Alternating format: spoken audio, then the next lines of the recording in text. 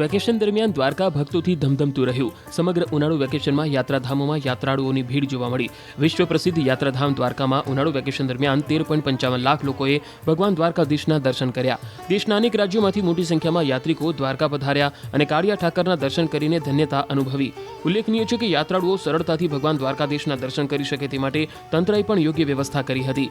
વૃદ્ધો અને દિવ્યાંગ લોકો માટે સ્થાનિક વહીવટીતંત્ર દ્વારા વિશેષ વ્યવસ્થા કરવામાં આવી. આ દરમિયાન યાત્રાળુઓનો કોઈ તકલીફનો ભોગ ન બનવું પડે તે માટે દ્વારકા જિલ્લા પોલીસ વિભાગે ખાસ વ્યવસ્થા ગોઠવી. કળિયુગમાં પણ જેનો અપરંપાર મહિમા છે તેવા દ્વારકાધીશના દરબારમાં શીશ નમાવવા માટે દર વર્ષે લાખો ભક્તો જતા હોય છે. તેમાં પણ વેકેશનના માહોલમાં મોટી સંખ્યામાં દર્શનાર્થીઓ દ્વારકા પહોંચ્યા હતા. તારીખ 10/5/2024 12/6 એટલે કે ઉનાળુ વેકેશન દરમિયાન દ્વારકાધીશજીના મંદિર ખાતે બહુ જ મોટી સંખ્યામાં દર્શનાર્થીઓ દર્શનનો લાભ લીધો હતો. આ સંખ્યા અંદાજિત 13,55,000ને આંબી જાય છે. આ સમયગાળા દરમિયાન આકરો તાપ હોવા છતાં પણ મોટી સંખ્યામાં દર્શનાર્થીઓ આવ્યા. સાથે સાથે મંદિર પ્રશાસન દ્વારા પણ ડોમની અને પીવાના પાણીની સુવ્યવસ્થિત વ્યવસ્થા કરવામાં આવી હતી. આ સાથે પોલીસ પ્રશાસને પણ ખૂબ સારો સહયોગ આપી અને દર્શનાર્થીઓને મદદગાર બન્યા હતા. વેકેશન દરમિયાન દ્વારકા ભક્તોથી ધમધમતું રહ્યું. સમગ્ર ઉનાળુ વેકેશનમાં યાત્રાધામોમાં યાત્રાળુઓની ભીડ જોવા મળી. વિશ્વ પ્રસિદ્ધ યાત્રાધામ દ્વારકામાં ઉનાળુ વેકેશન દરમિયાન 13.55 લાખ લોકોએ ભગવાન દ્વારકાધીશના દર્શન કર્યા. દેશના અનેક રાજ્યોમાંથી મોટી સંખ્યામાં યાત્રિકો દ્વારકા પધાર્યા અને કાળિયા ઠાકરના દર્શન કરીને ધન્યતા અનુભવી. ઉલ્લેખનીય છે કે યાત્રાળુઓ સરળતાથી ભગવાન દ્વારકાધીશના દર્શન કરી શકે તે માટે તંત્રએ પણ યોગ્ય વ્યવસ્થા કરી હતી. વૃદ્ધો અને દિવ્યાંગ લોકો માટે સ્થાનિક વહીવટીતંત્ર દ્વારા વિશેષ વ્યવસ્થા કરવામાં આવી. આ દરમિયાન યાત્રાળુઓનો કોઈ તકલીફનો ભોગ ન બનવું પડે તે માટે દ્વારકા જિલ્લા પોલીસ વિભાગે ખાસ વ્યવસ્થા ગોઠવી. કળિયુગમાં પણ જેનો અપરંપાર મહિમા છે તેવા દ્વારકાધીશના દરબારમાં શીશ નમાવવા માટે દર વર્ષે લાખો ભક્તો જતા હોય છે. તેમાં પણ વેકેશનના માહોલમાં મોટી સંખ્યામાં દર્શનાર્થીઓ દ્વારકા પહોંચ્યા હતા. તારીખ 10/5/2024 12/6 એટલે કે ઉનાળુ વેકેશન દરમિયાન દ્વારકાધીશજીના મંદિર ખાતે બહુ જ મોટી સંખ્યામાં દર્શનાર્થીઓ દર્શનનો લાભ લીધો હતો. આ સંખ્યા અંદાજિત 13,55,000ને આંબી જાય છે.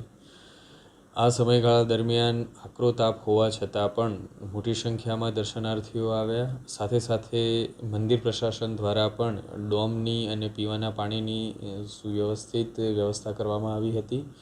આ સાથે પોલીસ પ્રશાસને પણ ખૂબ સારો સહયોગ આપી અને દર્શનાર્થીઓને મદદગાર બન્યા હતા. વેકેશન દરમિયાન દ્વારકા ભક્તોથી ધમધમતું રહ્યું. સમગ્ર ઉનાળુ વેકેશનમાં યાત્રાધામોમાં યાત્રાળુઓની ભીડ જોવા મળી. વિશ્વ પ્રસિદ્ધ યાત્રાધામ દ્વારકામાં ઉનાળુ વેકેશન દરમિયાન 13.55 લાખ લોકોએ ભગવાન દ્વારકાધીશના દર્શન કર્યા. દેશના અનેક રાજ્યોમાંથી મોટી સંખ્યામાં યાત્રિકો દ્વારકા પધાર્યા અને કાળિયા ઠાકરના દર્શન કરીને ધન્યતા અનુભવી.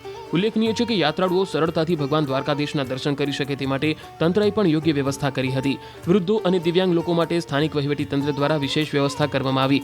આ દરમિયાન યાત્રાળુઓનો કોઈ તકલીફનો ભોગ ન બનવું પડે તે માટે દ્વારકા જિલ્લા પોલીસ વિભાગે ખાસ વ્યવસ્થા ગોઠવી. કળિયુગમાં પણ જેનો અપરંપાર મહિમા છે તેવા દ્વારકાધીશના દરબારમાં શીશ નમાવવા માટે દર વર્ષે લાખો ભક્તો જતા હોય છે. તેમાં પણ વેકેશનના માહોલમાં મોટી સંખ્યામાં દર્શનાર્થીઓ દ્વારકા પહોંચ્યા હતા.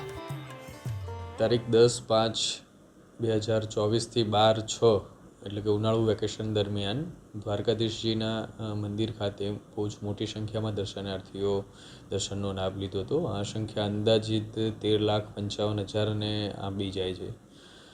આ સમયગાળા દરમિયાન આકરો તાપ હોવા છતાં પણ મોટી સંખ્યામાં દર્શનાર્થીઓ આવ્યા. સાથે સાથે મંદિર પ્રશાસન દ્વારા પણ ડોમની અને પીવાના પાણીની સુવ્યવસ્થિત વ્યવસ્થા કરવામાં આવી હતી.